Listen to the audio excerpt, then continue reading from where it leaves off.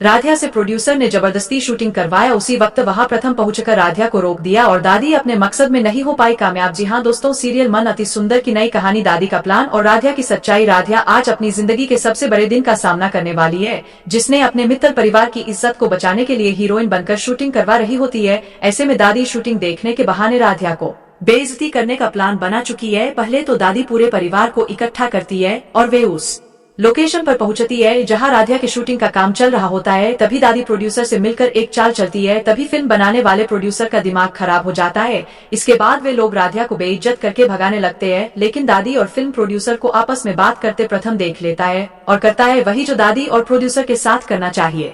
दोस्तों, सीरियल मन अति सुंदर के आने वाले ट्रैक में यह देखने को मिलेगा कि राधिया को बचा लेता है प्रथम, पर उसकी कामयाबी हर किसी को रास नहीं आ रही थी, खासकर उसकी अपनी दादी को। दादी का मानना था कि लड़कियां घर की इज्जत होती है, उन्हें कैमरे के आगे नहीं नाचना चाहिए। घर के बाकी लोग चुप थे, कोई विरोध नहीं कर पा रहा था और कोई समर्थन करने की हिम्मत नहीं जुटा पा रहा था। एक दिन दादी ने पूरे परिवार को इकट्ठा किया। चलो सब आज राधिया को दिखाते हैं कि हमारे घर की बहू बेटियां क्या कर रही है। उन्होंने कहा। घर में कोई कुछ नहीं बोला, मगर सबसे छोटा सदस्य प्रथम, जो राधिया का छोटा भाई था, चुपचाप सब देख रहा था।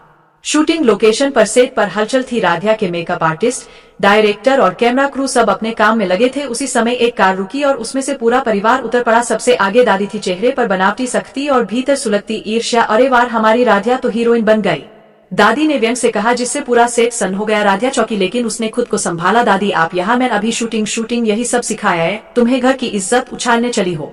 पूरा सेट देख रहा था। प्रोड्यूसर भौहे चढ़ाए खड़ा था। मैडम, यह कोई तमाशा नहीं है। अगर यह फैमिली ड्रामा यहाँ चलेगा तो शूट रुक जाएगा। राधिया रोके नहीं रुकी, उसने बस दादी को शांत करने की कोशिश की, मगर दादी बार बार आवाजें लगाती रही, जिससे पूरा माहौल असहज हो गया। सबके सामने टूटती राधिया बार बार की दादी की बातों ने राधिया को तोड़ दिया। उसका कॉन्फिडेंस जैसे धूल में मिल गया। वो सीन जो उसे एक मौके में स्टार बना सकता था, अब बिखर चुका था। प्रोड्यूसर गुस्से से बोला, आपकी फैमिली ड्रामा की वजह से शूटिंग लेट हो रही है। अगर ऐसा ही चला तो हमें किसी और को कास्ट करना पड़ेगा।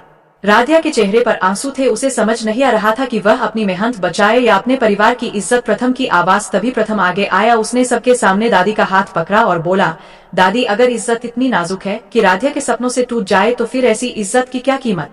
पूरा सेट चुप था। आपने हमें सिखाया था कि मेहनत करने में शर्म नहीं करनी चाहिए, तो फिर आज आप राधिया से शर्म क्यों कर रही है? दादी अवाक रह गई। वो जो राधिया को नीचा दिखाने आई थी, अब खुद सबके सामने झुक गई। प्रथम ने राधिया का हाथ पकड़ा और कैमरे की ओर बया, शूट शुरू कीजिए सर, अब यह सीन तो पूरा होगा और पूरे यकीन से होगा। अंत राधिया ने सीन पूरा किया।